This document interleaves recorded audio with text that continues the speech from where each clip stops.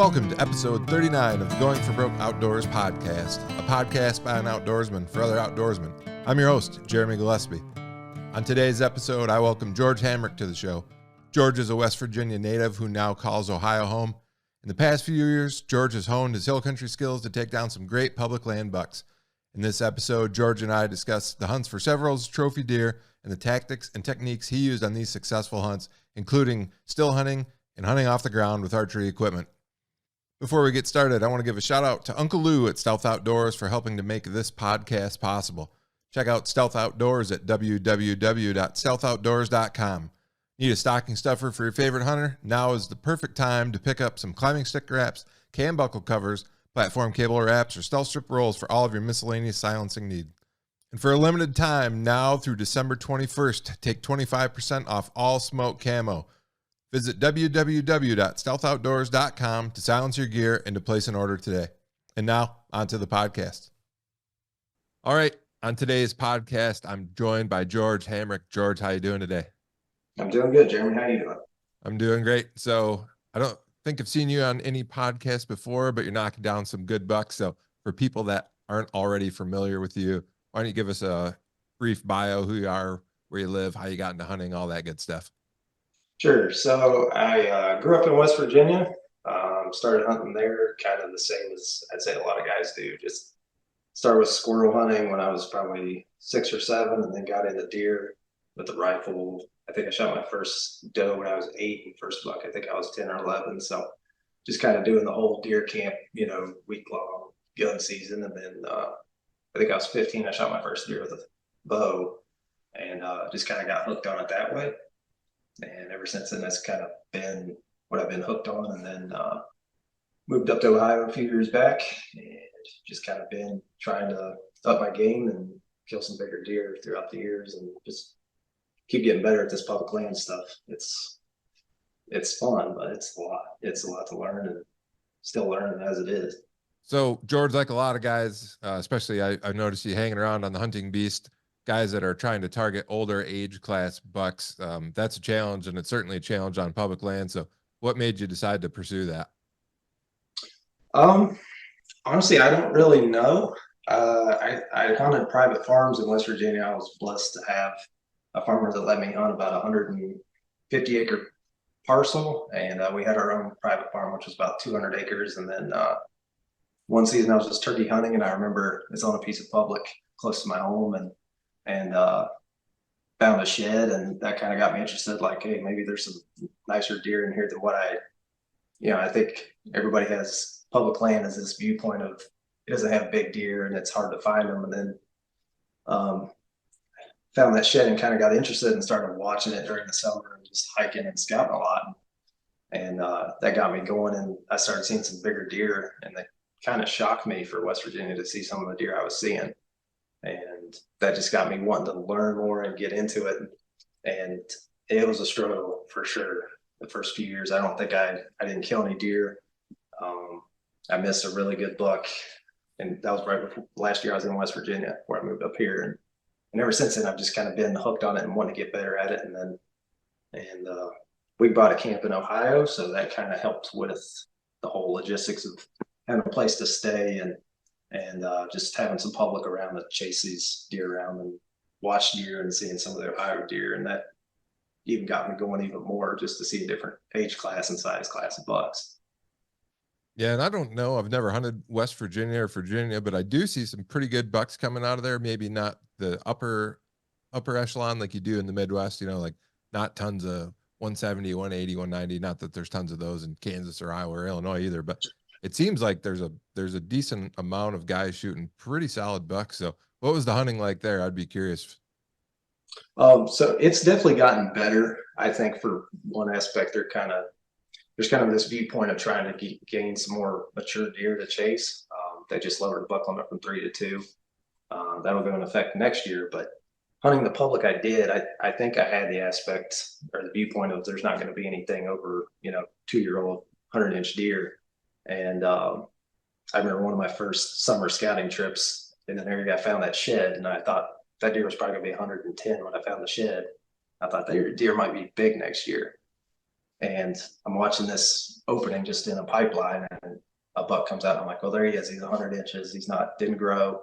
And then all of a sudden, the actual deer steps out, and he's 135, 140 inch 12 point. And I was like, okay, this place actually holds some good deer. And I think in the 3 years I hunted that piece and the different pieces of public I hunted in West Virginia, I think I laid eyes on maybe one buck that was 140, but there was definitely some nicer bucks, like 120, 130 range.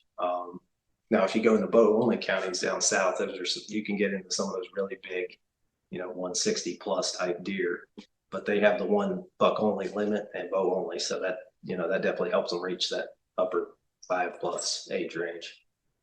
Oh, that's interesting. I didn't know there was bow only counties. That's a pretty cool concept. Yeah, that's in southern West Virginia. I think there's 4 counties, and that's when you're getting into the mountains of West Virginia. Those aren't the little rolling hills like what I'm hunting in Ohio and where I grew up. And yeah, they kill some. That's basically, I want to say, probably like 80% of the big deer in West Virginia. Okay, you're working for them then, though. Oh yeah, yeah. So we're going to get into some hill country tactics in a little bit, but Sure. the other thing I was curious about Virginia, and maybe it's West Virginia, or maybe I'm just misremembering. Can't you use dogs during the season in one of those states or both? I think in Virginia you're allowed. West Virginia, I think the only thing you're allowed to use dogs for is bear hunting, and Okay. I think they made it legal like 2 years ago for you to use them to track deer if they're wounded, on Sure. a leash. But no, I know a lot of guys do the bear hunting with dogs in West Virginia and love it, but that's not something I ever really got into. Yeah, totally different. Same thing growing up in Michigan. You can use dogs to run bears, and I'd never done it, but I have a lot of friends that have, or I know a guy or two that have bear dogs, and it seems like fun. I never got into it either. Yeah, same. Just never got the opportunity. Well, George, we're Instagram pals, and as I've checked out your Instagram going back, and you've had an Instagram for quite a while, so it's interesting to see the progression. And you went from shooting like a lot of guys have, and I'm not judging because I've shot plenty of year and 2-year-old bucks, right? So let me preface with that. But you can see the progression in the pictures where you shot some younger deer, and then you can tell the last 3-4 years you've really upped your game and you've killed some really nice bucks. So talk to me about the early years. You've mentioned you shot your first deer with a bow when you were 18, or your first buck. What was that like? And maybe talk from the age of 15 up until I think you shot your first really nice buck around 2019. So maybe talk that period, and what'd you learn there, and how did you progress from shooting that type of deer to now shooting bigger ones? Sure. So I think part of it is growing up in West Virginia. It was, you're growing up as kind of I don't want to call it if it's a brown, it's down state, but to some degree, that's what it was. You saw a 6-point second day of gun season, that's what you shot. And I had a ton of fun doing that. I'm happy I was shooting deer, and, I wasn't picky. And I think I was probably about 15 when I started kind of getting a little pickier. And just kind of the whole public land chase and everything. And I started noticing once I think it was, I killed like a 1.5-year-old or 2.5-year-old 8-point one year. And it was the first time I ever shot a deer and said, man, this deer would have been a pretty nice one if he'd made it another year. And that just kind of got me wanting to up my game a little bit and trying to get up to that next like 3.5-year-old or just a nicer, more solid deer. And I want to say I was 16 or 17 the first year I started passing deer, and it was hard. I remember passing, 2-3 bucks a day, and at times, and it was killing me to do it. Yeah. Because it was, you get that nice 2-year-old 8-point walk 15 yards in front of you, and you're just, you start shaking the trigger, finger wants to go off. But yeah, I got into that, and then I think part of it was hunting Ohio too. Just seeing kind of like the age class of bucks that were out there. I started getting into cameras a little bit, and it was like, you're going from hunting in the daytime and, struggling, or just seeing, a couple of deer. And then all of a sudden you run these cameras and you realize, wow, there's some, really big deer around here. And that was part of it. And I think part of it was just learning from like the hunting beast and listening to podcasts, just learning some of these new tactics that, I never really had done before, because my dad was, I love my dad and how he got me into hunting, but it was primarily, he was a rifle hunter. So a lot of these tactics, to get in bow range were different from what he had taught me, and just what I learned from him over the years. And that's really helped me too, just kind of getting to where was seeing better deer. And I struggled. I struggled getting them on the ground for a few years for sure. I was blowing a lot of opportunities on good deer that I really shouldn't have been blowing, or just making poor shots that I shouldn't have been blowing really. But yeah, just learning through West Virginia, and then just I think a lot of just experience too. I mean, like I said, I blew a lot of opportunities and set up in the wrong tree, you know, or just kind of honing that setting up to exactly where to be has definitely helped a lot. Let's talk about blowing opportunities, because I think that's thing that people struggle with. I know I've struggled with it in the past. I had a lot of struggles with it this year, which I've talked about on some other podcasts. So I won't beat a dead horse there, but what did you do, or what helped you specifically? Because you said I was struggling with, which sounds like you're not currently. So what helped you to get over those hurdles? What were you doing as far as maybe tweaking your setups, or shooting in, you know, in the moment of truth? What helped you personally? Yeah. So honestly, it was about so I had killed that nice buck in 2019, and then 2020 I had the worst year I've ever had for getting deer on the ground. I went out west and elk hunted, blew a shot on an elk out there. Came back to Ohio and had a specific buck I was hunting, and blew a shot on him, hit a limb, went right under him. And then the next week I went back in the same area and had a nice, you know, 120, 130 type deer come in, and blew a shot on him. And that was kind of the low point for me, I would say, for sure, because I never had, like I said, I'd struggled, but never to that degree. And so after that season, I said, I got to change this. So I totally switched I bought a new bow, which it wasn't the bow, it wasn't any of that, it was me. But I felt like I needed to just change my process, start over, and fix something, because something had to change. And so I bought a new bow, set up new arrows, tinkered with that type of stuff. But the biggest thing I think for me was just I got a thumb button instead of the trigger finger. And I blank bailed for probably 2 or 3 months, just trying to get that surprise release and just changing my process and having a good process to talk it through in my head.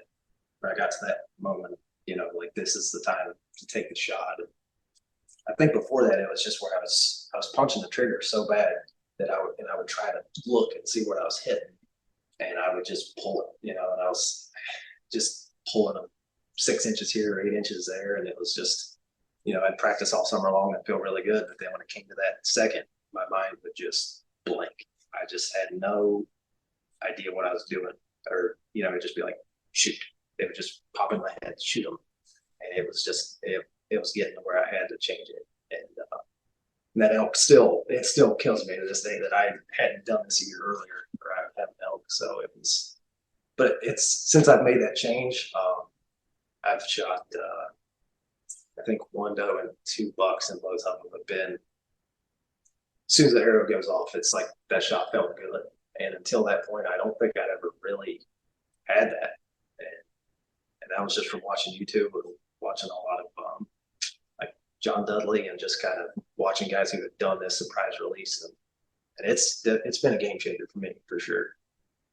Yeah, I've talked about that with some other guests too, and it seems like in the moment you feel like you're taking your time and it's going so slow, but when you're having those issues, and the first time I noticed it is when I filmed the hunt, I felt like I took 5-10 seconds and aimed, and I made a good shot, but I watched it back and it was like, wow, that was like 1.5 seconds. Like, it seemed like in the moment so much slower, but then I shot real fast.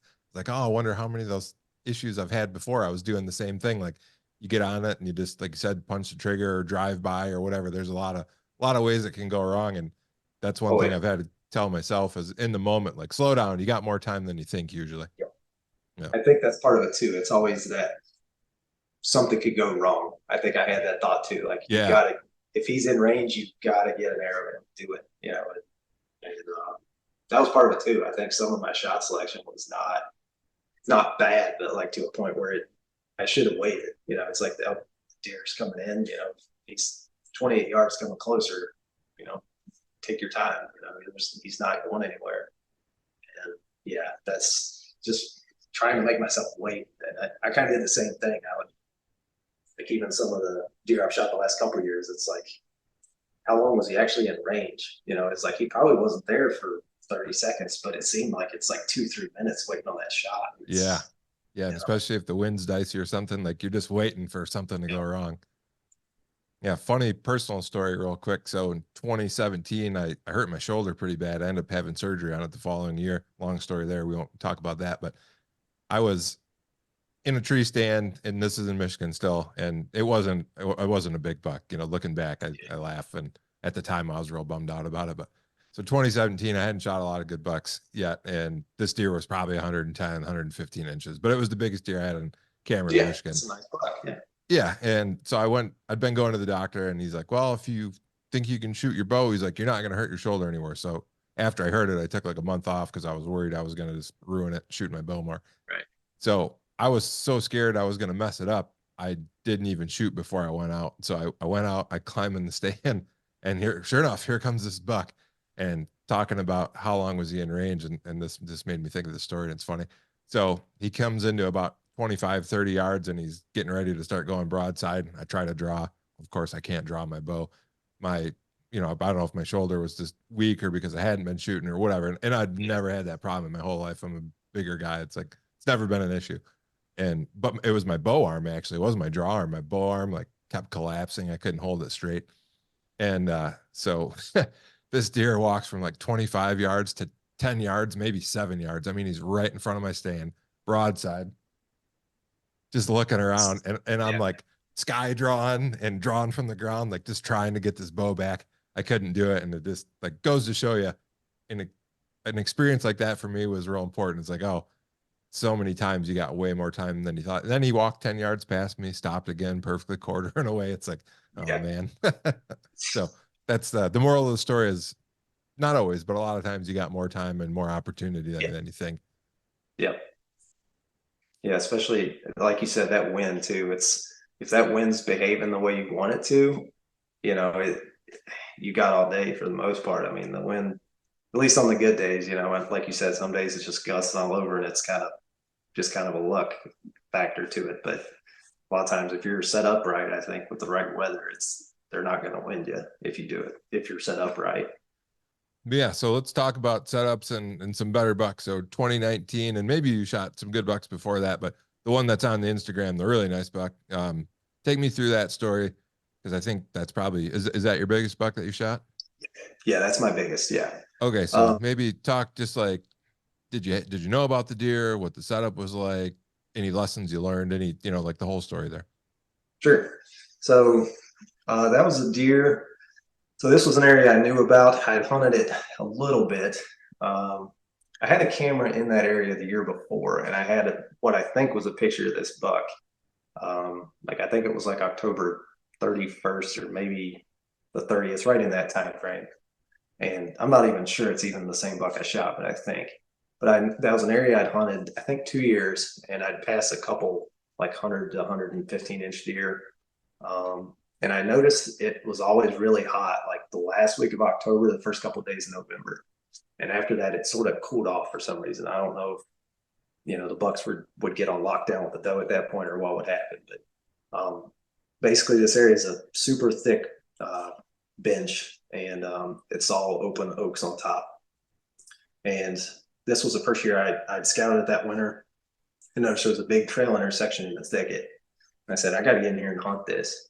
But there really wasn't any good trees in it. It's just a thicket. And the only way to really access it's come from the bottom. And it's all sycamores and just loud. I don't know if you walk on those sycamore leaves, but those things, it's so loud, especially if it's not the right weather. But basically, the night before it rained, I thought it'd be a good day. It was kind of probably like 15, 20 degree temperature drop. Thought it'd be a good day for me to get in there. The wind was right. And it's kind of on the leeward side. And I just hunted on the ground.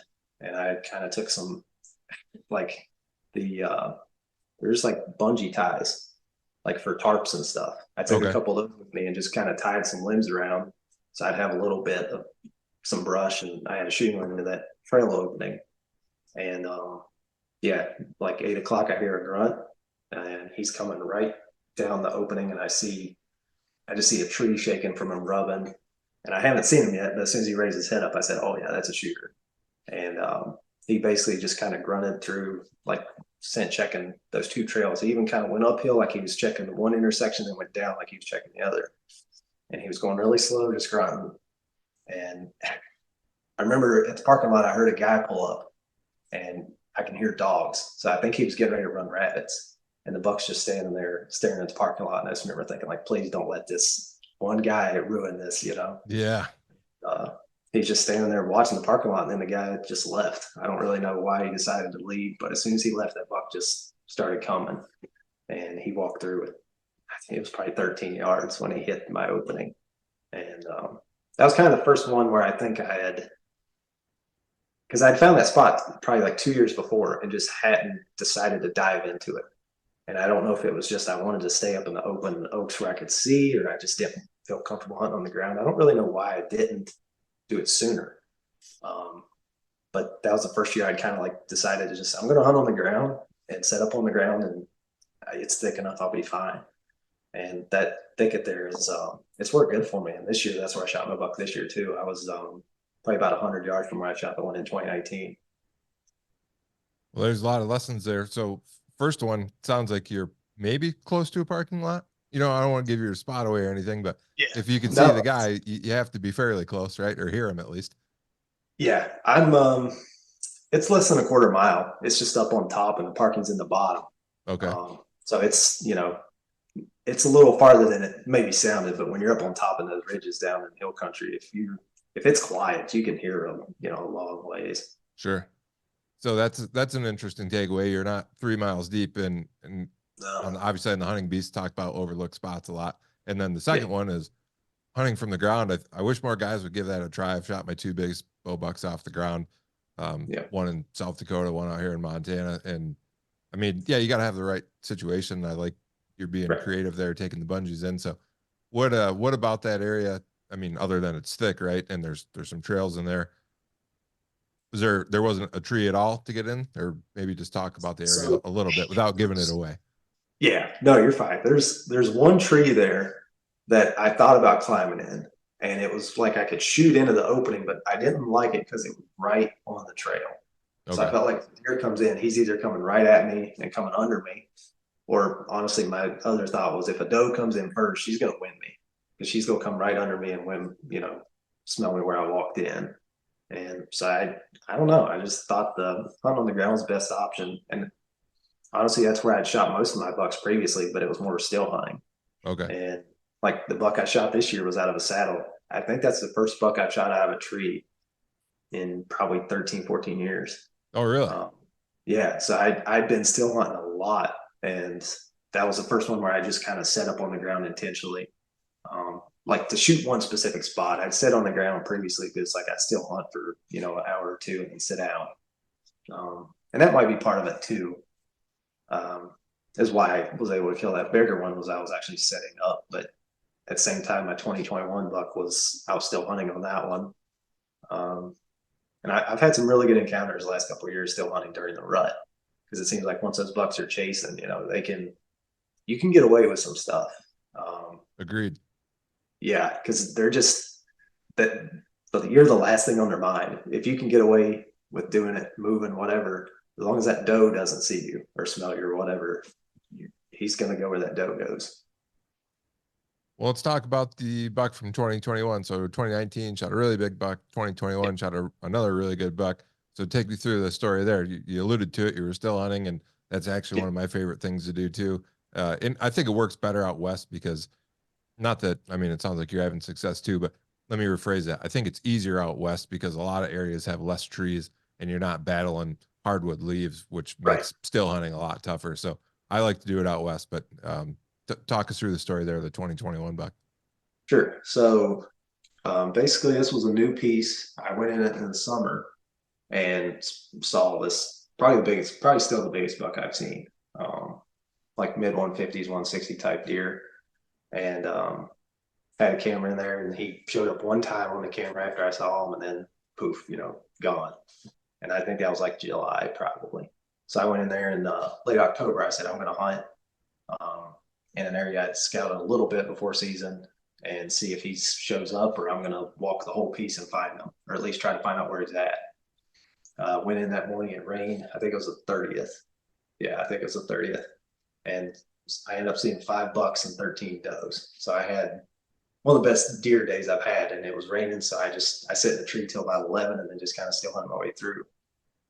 And I was right on the back part of the piece, and I started finding some bigger sign. And I said, this big one's back in here. And it's like 12:30. And I'm picking my tree because I said, I'm just going to sit this. There was a big trail with some big scrapes headed out to some private.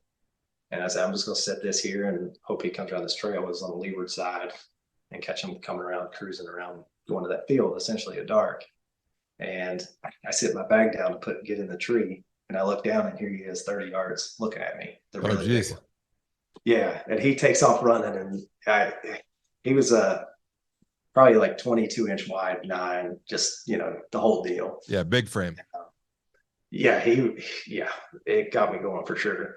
But basically 2 days later, it stopped raining and we were going to have the same wind. So I said, I'm going to head in there roughly in that same area where that buck was. And there was a bunch of does. So I said, they're going to be in here with it being the first. And my plan was just kind of still hunt down low. And I think it was like a 1 or 2 mile an hour wind. So pretty much nothing. So I'm just going to still hunt into this bottom at first with thermals pulling down. And then once they start pulling up, I'll shift up on top. And I was walking in and I got in the bottom and heard a buck start grunting up on the same bench that the big one was the day before or 2 days before. And so I just slowly started moving that way. And I remember hearing the grunting going up on the bench and stuff. But it rained the night before, so it's quiet. I can get around and not make any noise. And basically the little point I was going up to try to get up to the bench, there was a trail coming off of it. And all of a sudden the buck, I hear a deer coming, because he's moving quick. So he's making noise, even though I'm, really not making much noise. And he just pops over the bench. As soon as he pops over, he's probably 13, 14 yards when I first saw him. And I see antlers first. I said, that's a shooter.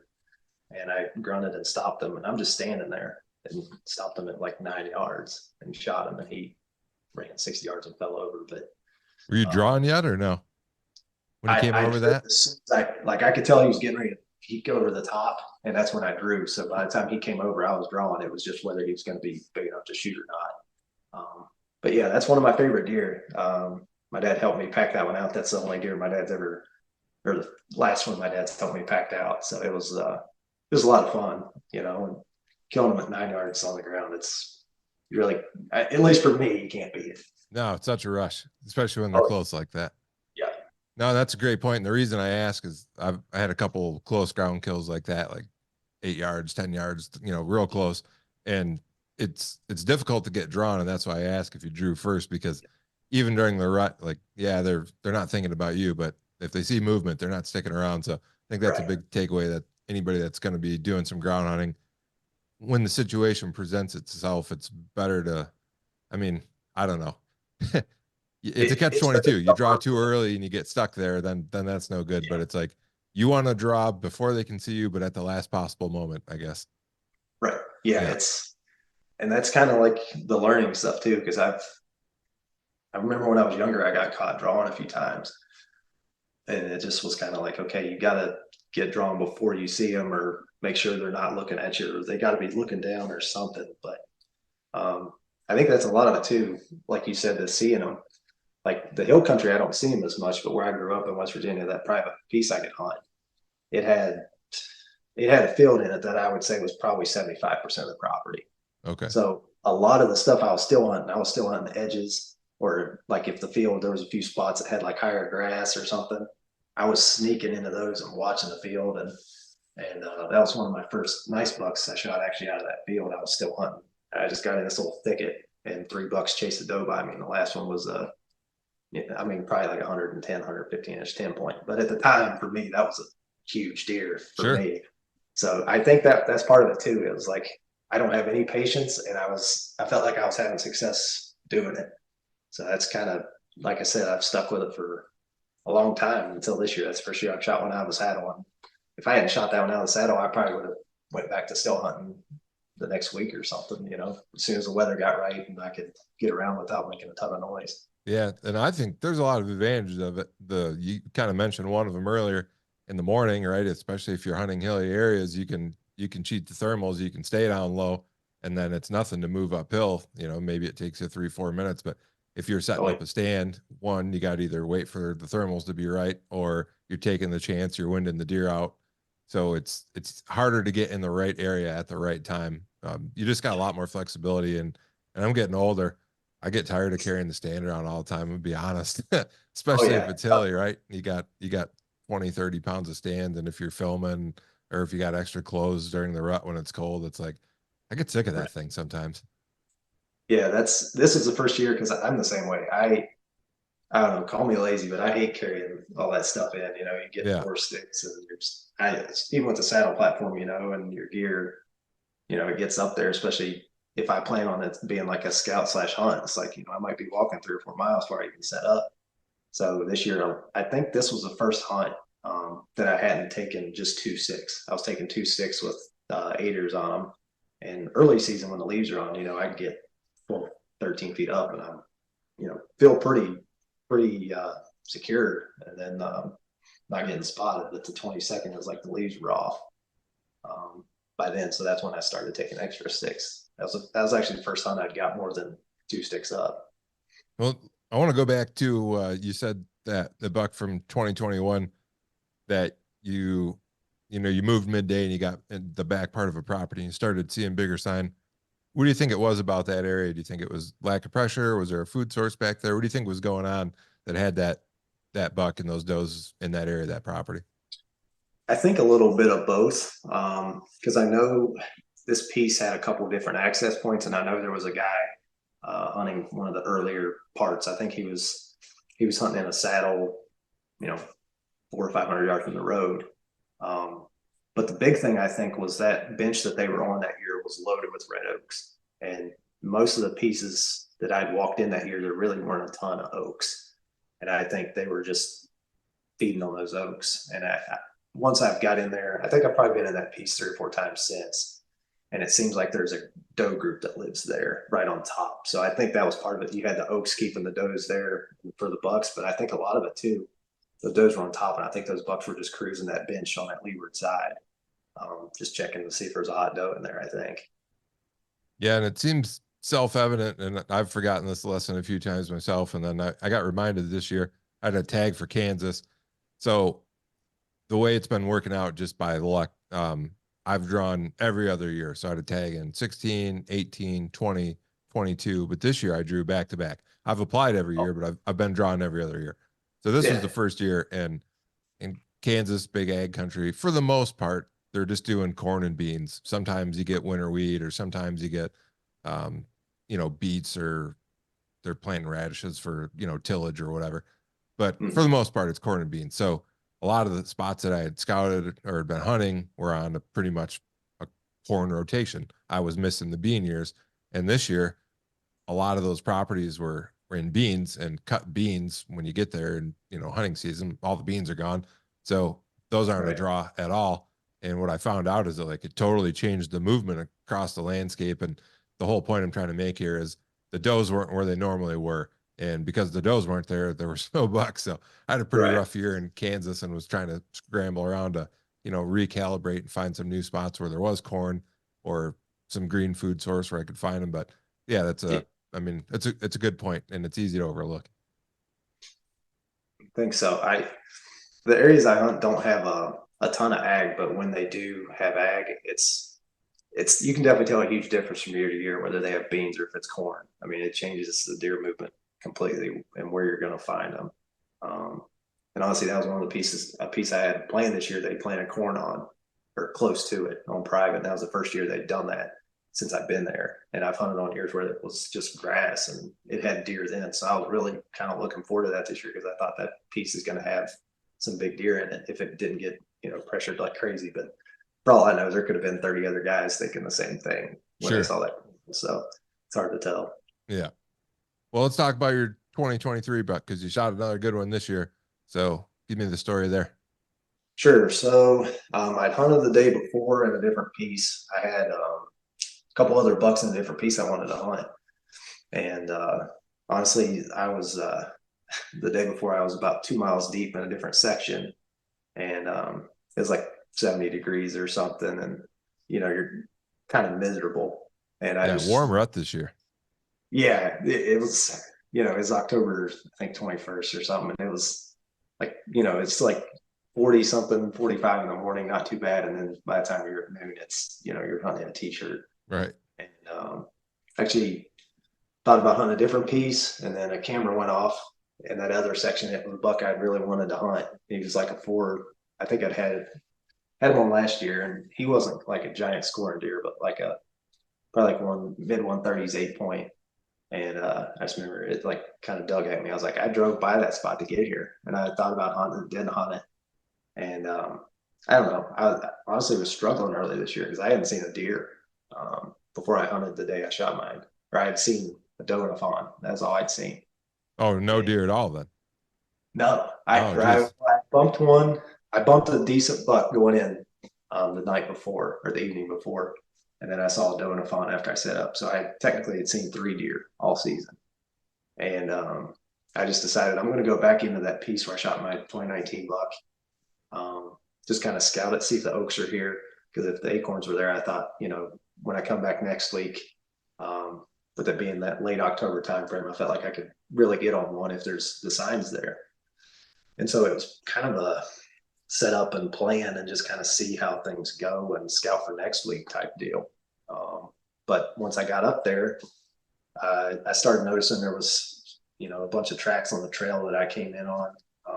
And I noticed there was oaks on the ground, and I saw, I think like 2 or 3 just sapling type rubs, but that told me at least there's some bucks in here. And it was kind of, one of those mornings where just nothing goes right. That was how this morning was going, because I got the trail that I walked in. I mean, it'd been 4 years since I walked up it, but a bunch of big trees that fell over it, and it was just hassle finding a way to even get through there. And there was a bunch of just briars and thick, nasty bottom stuff trying to find a way through. And then I get up there and I get, I think I was 3 sticks up, and that last stick I put up, I said, man, this tree's kind of spongy. And I look up and the tree was dead, like 3 feet above me, and it just snapped on me. Yeah, I don't know how I didn't see it. There was a big tree behind it. I'm assuming I just saw it and thought that's the tree. And so I moved like 25 yards, set up in that tree, and I was setting my platform, and a deer takes off running. And I'm like, well, there was probably my buck. That's it. And I was just kind of sitting there. And of course, this is one time of the year I didn't set up my camera arm. I'd set it up every other hunt, but I said, I'm not going to mess with it this hunt. I'm just going to. Story of my life. Yeah, I should have known that's what was going to happen. But I was just like, I'm just going to sit here, relax, have a good time. And I had a small buck come in behind me, and he was just feeding on oaks. And I was just kind of watching him. He was, 40, 50 yards from me, just kind of feeding around, messing around. And then I kind of kept watching that bench where I'd shot my big one. And I was probably like 80 to 100 yards up the hill from that. And it's probably like right at 8 o'clock, I caught a glimpse of something in the thicket and caught a glimpse of antler. And I said, that looked like a decent buck. And all of a sudden he turned and walked right towards me. And I said, yeah, that's a shooter. And he got to he was probably 40 yards, and he just pegged me right in the tree. He had me. And it was one of those where it probably felt like 2 or 3 minutes, but it was probably more like 40 seconds. He was just kind of watching me. He'd put his head down, try to juke me, and then he'd look back up, and I got lucky to some degree, because I was hunting kind of an off wind, and if he'd went probably another 10 yards, he probably had me. And for some reason, all of a sudden, I think he heard that button buck behind me, and he decided, I want to go see what that is. And so he comes up kind of angled, and when he got the broadside, he was probably 25. I tried to stop him twice. I got drawn real quick when he got behind a big tree. And I tried to stop him twice, and he didn't stop. So the next opening, I said, I'm going to shoot him, because he was walking slow. I said, I'm just going to take him. Next opening, he gets in. And as soon as I hit him, I said, he's done. And yeah, he ran probably 60 yards. It was one of those, I pretty much hit him right in that vital V. I would say that isn't, I don't normally aim for that. I'm more like aim behind the shoulder to be a little safe. But that one, I hit him right in that vital V. And I mean, he was dead in 10 seconds. They go down so quick. And I know you probably know Ryan Lockdown on the Hunting Beast. Yeah. Yeah. So we've talked about that quite a bit, and people aiming. So now Not always. I mean, it's situational dependent, but I almost always aim up the front leg now. I used to aim behind the front leg, but as I've gotten older, especially if they're quartering away at all, even a little bit, um, that's probably my favorite shot, just slightly quartering away where you can shoot there. Cause then you know you're going to slip in behind that shoulder. And man, when you get them in there, they just die so fast. I want to take a minute to mention huntingbeastgear.com. Co-founded by the big buck serial killer himself, Dan Infalt, Hunting Beast Gear features state-of-the-art manufacturing techniques, the highest quality materials, and innovative designs that have been engineered, field-tested, and refined to perfection by a group of the best mobile hunters on the planet. www.huntingbeastgear.com delivers cutting-edge products, including Beast Gear climbing sticks with weight reduction holes designed to deliver incredible durability in a lightweight stick. Beast Gear climbing sticks also feature non-staggered, inline stacking, and double steps, all in a 2.2-pound package, including the fastening strap. HuntingBeastGear.com has also released the game-changing Beast Gear Hang-On Tree Stand. Designed to be the ultimate hang-on tree stand solution, with over 4 years of prototyping, testing, and refinement, the Beast Gear stand features a 16-inch wide by 29-inch long platform. The stand comes in at an incredible 6.8 pounds, and it does all that without compromising strength or durability. The Beast Gear stand is finished with a long-lasting anodized coating and features grade 8 hardware, high-quality Delrin washers, Beast buttons, and adjustment knobs. For more details and to place your order today, head on over to www.huntingbeastgear.com. Now, back to the podcast. Yeah. Well, that's pretty much right where I hit him. I hit him, it's probably like 3 to 4 inches above like where the chest hits that top of that leg, and just zip through them until the other side, it actually hit the top of the leg on that other side and broke it. So it, I mean, you couldn't ask for a better shot, and the blood trail was really good. Yeah, I honestly, this is the first year I shot single bevels too. Okay. I never shot single bevels, so it was kind of interesting to see how that reacted, and how the deer took it, I guess.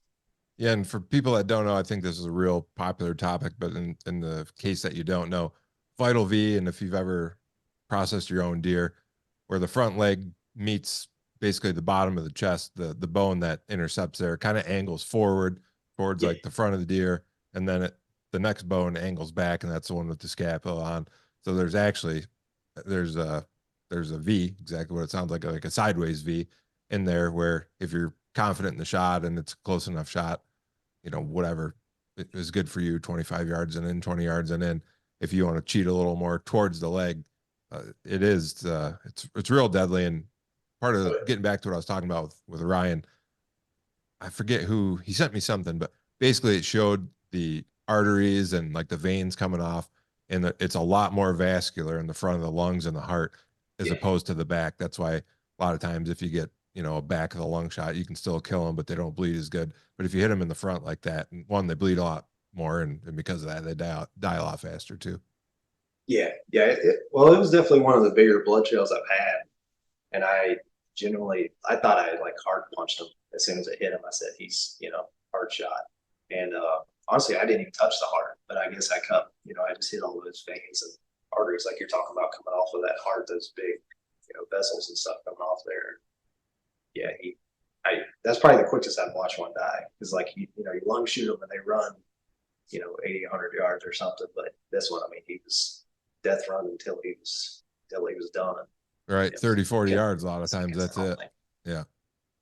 Any specific reason you switched to single bevels? Do you have any issues with the previous broadhead, or just wanted to go with something where you could shoot maybe that shot and feel more confident about it?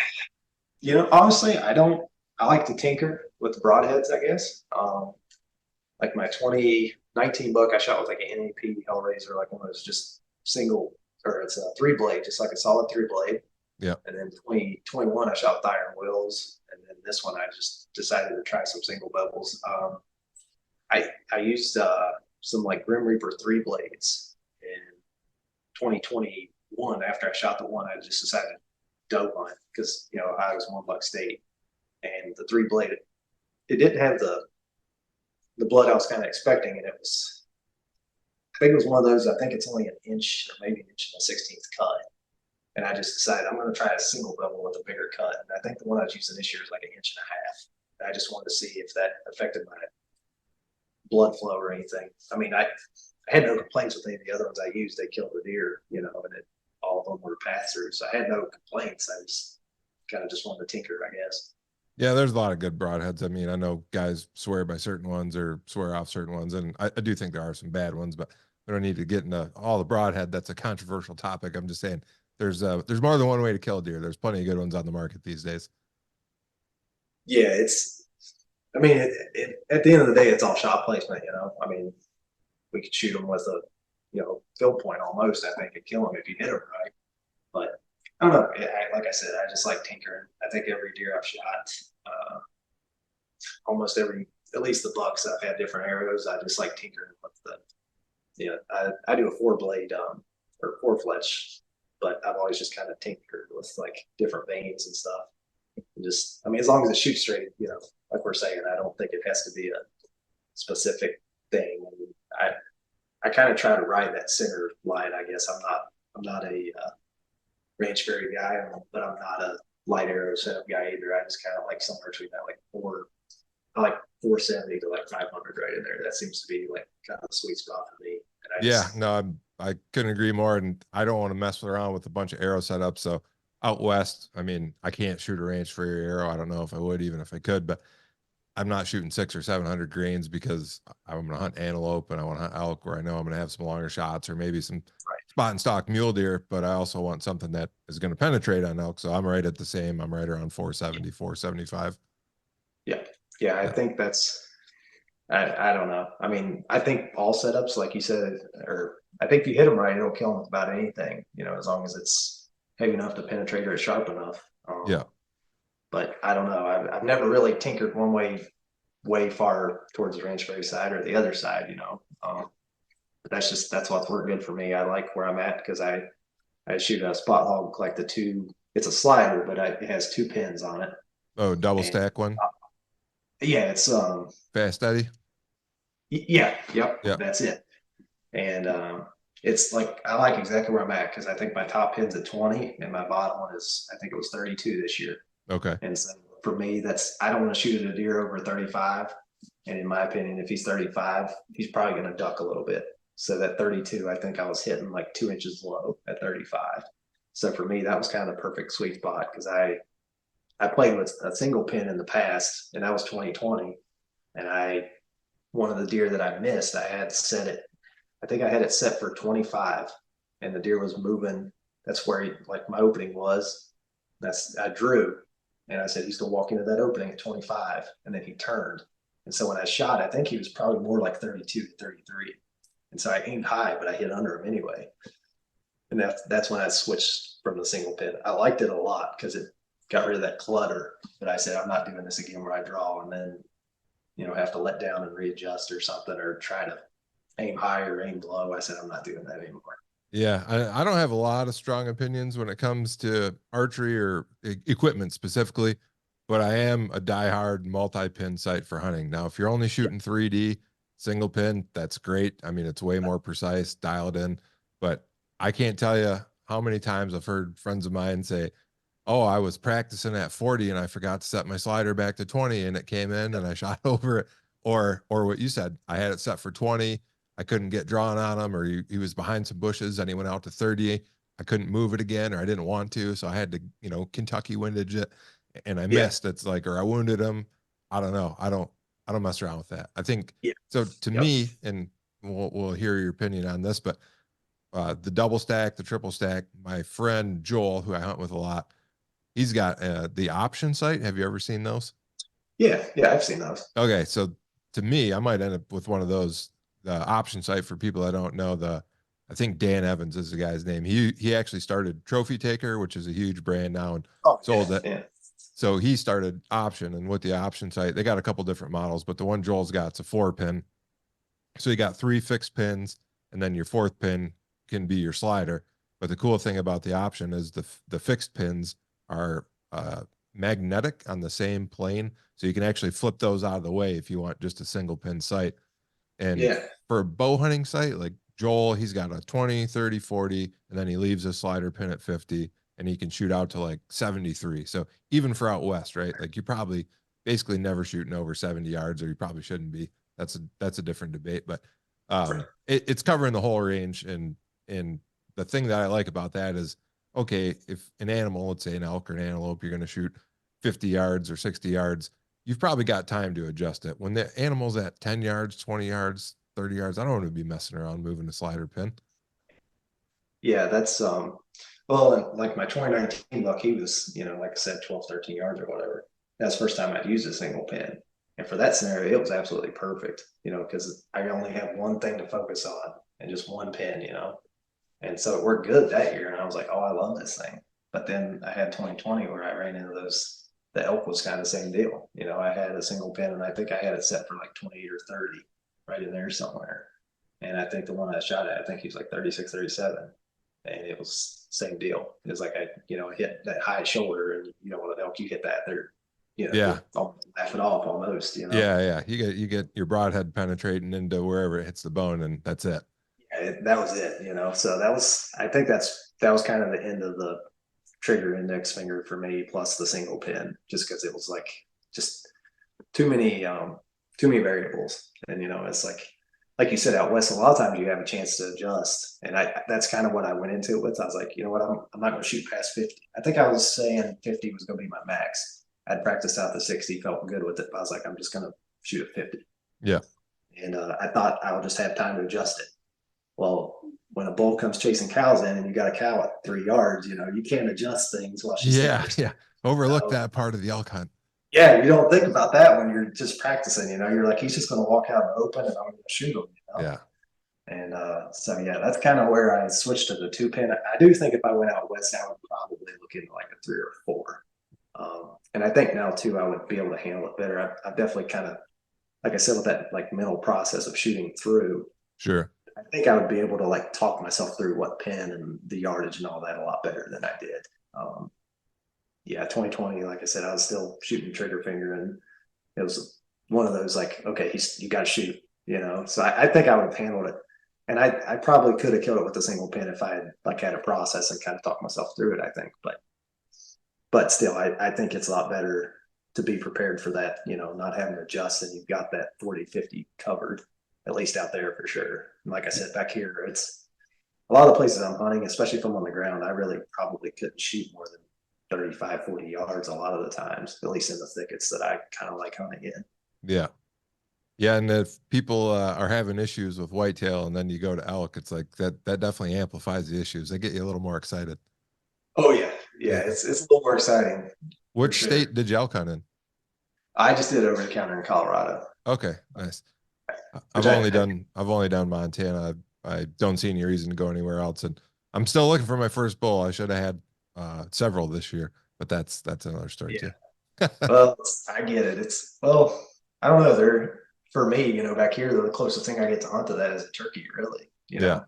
And they don't have the bugling. I mean, the gobble, but I love the turkey hunt. Don't get me wrong, but what you hear in elk bugle, it's totally a different ball game then. Every hunt I've went on has been a little better because I did like 2016 or 17, and that was kind of my first, elk hunting experience. I had no clue what I was doing. I didn't have any idea what I was doing. And then 2020, by that time, I felt pretty prepared. I did like a solo backpack. I think it was day 8, or it was like day 8 or 9 was the last day of my trip, and that's when I hit that bull bad. And I just, it's probably the lowest I've been in a long time. But it helped me get better with archery for sure, and just saying I got to fix this stuff. And then 2021, I didn't actually hunt, but my brother's out in New Mexico. He's stationed out there, and he drew a Gila tag. So nice.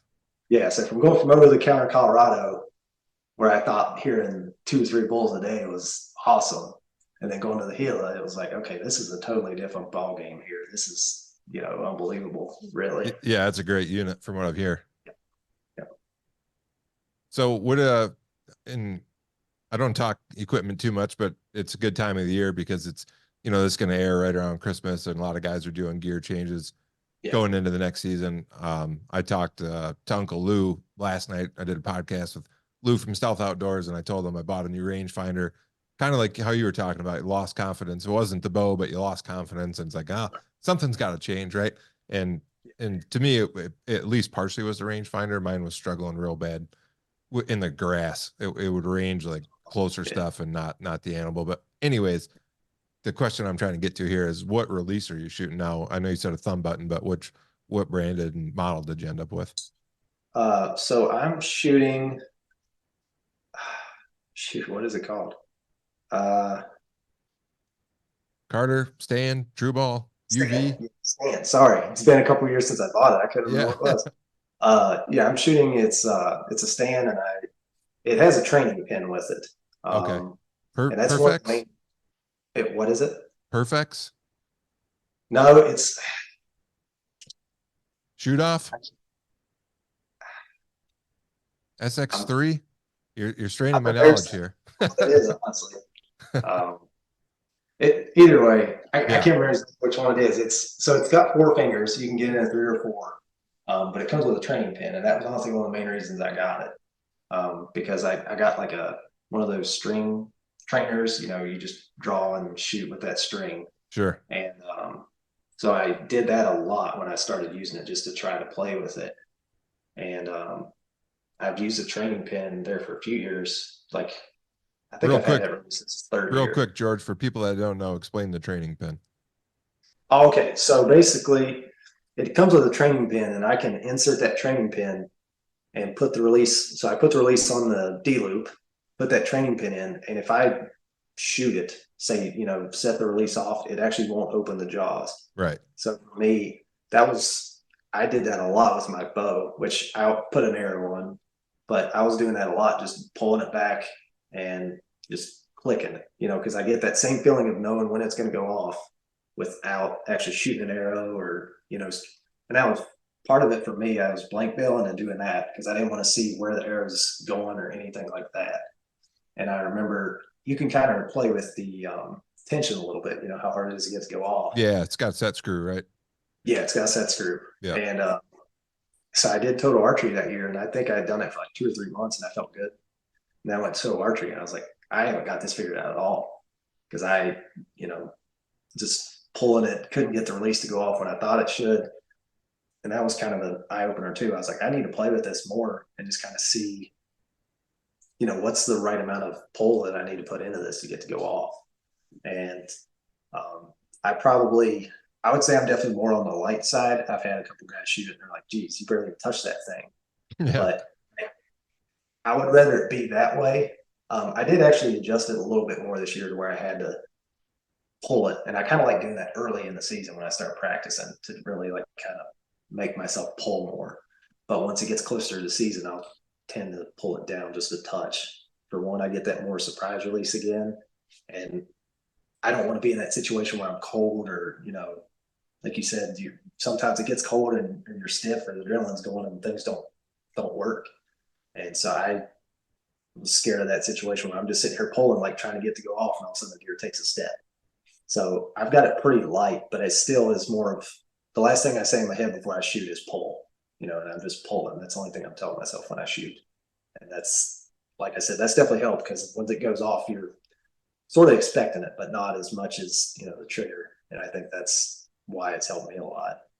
And I've played with hinges a little bit, but I don't see a reason to change. Like I'm pretty confident with what I've got now and it's been working for me. So I'm not going to, that part of releases is not something I'm going to tinker with. I like tinkering with arrows and broadheads, but release, I feel pretty good with it. Yeah, that's something you want to be pretty consistent. I'm like you. I shot a trigger for a long time, and then 2017, I came to Montana as a non-resident for the first time, and my buddy had a stand, and I think it was his was a shoot off. Yeah, that's what. Yeah, stand shoot off TL, I think is what it's called. Yeah. Yeah, and I'd never had or I'd never shot one, and I shot it, and it like within like 5 shots for me, I was like, oh, I like this way better. I mean, Yeah. it wasn't, I didn't have it figured out exactly, but I could just tell the big thing for me was my anchor point with the trigger. Whenever I squeezed my hand, like that muscle on the side of your hand would move, and it Yeah. was kind of affecting my face pressure. Yeah. And the way I anchor with the thumb button, when you squeeze it, it doesn't affect your anchor at all. And just that Yeah. alone to me was like a big difference. Yeah. And it's pretty easy to get that consistent for me because it's always between that index and middle fingers right on that Right on your jawline. cheekbone area right there. Yeah. It's Yep. easy to replicate it. Yep. And for people that are listening too that don't know and you did a good job explaining it, but probably a good analogy for the training pin, people that shoot a lot, rifles or handguns, it's like the equivalent of dry fire practice, right? Where you're getting your you're kind of conditioning yourself away from the recoil. So like a lot of the reason people do that for handguns and rifles is so you're not recoil sensitive. You just get used to pulling the trigger with nothing happening. Right. And same thing with the bow, and those training pins are great. I've got a stand two, a little different one though. Perfect's a couple of years old now. Yeah. But same thing. It's got a training pin, and it's pretty helpful, especially if you're struggling with shooting issues or target panic or any of that stuff. Yeah, that's kind of what I've been doing the last couple of years too. Like as soon as I'll just pull that string trainer out during the winter and just, I don't do it a ton, but every once in a while, if I just feel like it, I'll pull that out and just kind of practice with it. At the start of the season, I really like shooting the string trainer. Then I'll put that training pin in there and just blank bail or just, put that in and just draw and hold it and then let down. And I think that's one thing too. I kind of done it the last year a little bit. I didn't do as much this year, but it definitely helped. I like just drawing it and holding it, and I'll do that 8 or 10 times when I practice. And that I've noticed it definitely helps with that, like being able to hold it a little longer. Sure. Obviously shooting the bow helps, but like just that holding it. I think it was last year I was kind of like timing myself, and I was getting, like trying to increase it by like an inch or two, or 2 seconds, like every time I did it every week. And by the time I started hunting, I could hold it for a pretty long time. I pulled it all. Well, George, that was we're running up on an hour here. That was all the questions I had for you, but I was like turn it over to the guest for a few things. One, if you have anything tactics or anything else that you want to add, and two, if people want to find you on social media, if you're doing that, where can they find you at? Sure. So I've got Facebook, just George Hamrick. Instagram, I think it's Hamrick George is what it is. But if you search just George Hamrick, you'll probably find me. I would think. I don't post a whole lot on there. I just post pictures of deer or turkeys or fish or whatever I'm doing. But Sure. yeah, just that's probably the easiest way to find me. All right. Hey, appreciate you taking the time to come on. It was great talking to you. And when I edit this, I'll put some of the pictures on of the deer because you have shot some really good deer, and I expect you to be shooting a lot more. It sounds like you're getting things figured out now, and it's always exciting to see people putting the work in and having the results. I appreciate it. Tomorrow's this weekend's the gun weekend here in Ohio, so scouting starts tomorrow. I'm gonna head down there and start scouting around and seeing where the pressure is at, and then try to find one for next year. So see how it goes. All right. Well, hey, thanks again. No, I appreciate it, Jeremy. Have a good time.